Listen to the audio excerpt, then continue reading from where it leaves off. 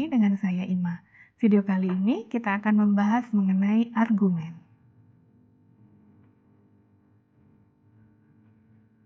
Rekan-rekan, sebelum lebih jauh kita membahas tentang argumen, yuk kita lihat terlebih dahulu seperti apa argumen dalam logika informatika. Argumen adalah sekumpulan pernyataan yang terdiri dari premis atau beberapa premis dan mempunyai satu kesimpulan. Secara struktur, argumen dapat digambarkan sebagai berikut. Terdapat beberapa bentuk argumen. Pertama, argumen yang disebut dengan self-evident, yang artinya argumen ini tidak mempunyai premis namun menghasilkan kesimpulan yang benar. Contoh argumen self-evident dapat lihat sebagai berikut. 1. Sesuatu identik dengan dirinya sendiri. Yang kedua, lampu lalin merah dan hijau tidak dapat menyala bersamaan pada suatu sisi. Nah, dapatkah rekan-rekan mencari contoh lainnya? Self-evident adalah kejadian khusus pada argumen. Seperti yang sudah kita sebutkan tadi, bentuk kedua atau bentuk umum dari argumen harus mempunyai paling sedikit satu premis dan satu kesimpulan. Contoh argumen yang memiliki dua premis, rekan-rekan dapat lihat sebagai berikut. Premis 1, Andi rajin membaca.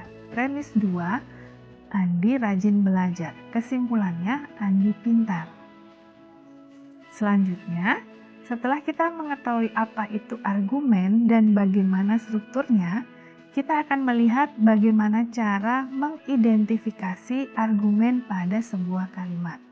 Rekan-rekan, terdapat banyak variasi dari struktur argumen. Untuk memudahkan kita dalam melakukan identifikasi, maka kita perlu memahami kata-kata mana saja yang biasa digunakan pada premis dan kata mana yang sering digunakan pada kesimpulan.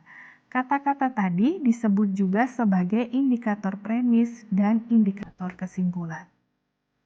Berikut rekan-rekan dapat melihat contohnya untuk indikator premis dan indikator kesimpulan.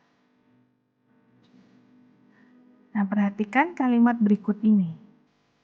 Yang pertama, it has been raining for a month now.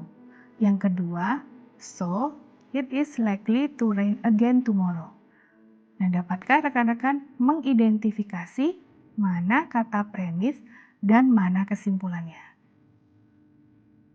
Nah, rekan-rekan, bentuk ketiga atau bentuk terakhir dari argumen yang kita bahas pada sesi ini adalah argumen eliptik.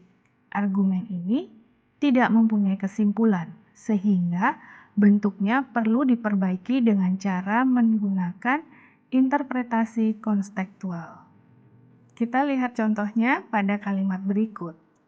Why are you still here? All students should report to the examination hall 15 minutes before the examination begin. Dengan interpretasi konstekstual dapat dilihat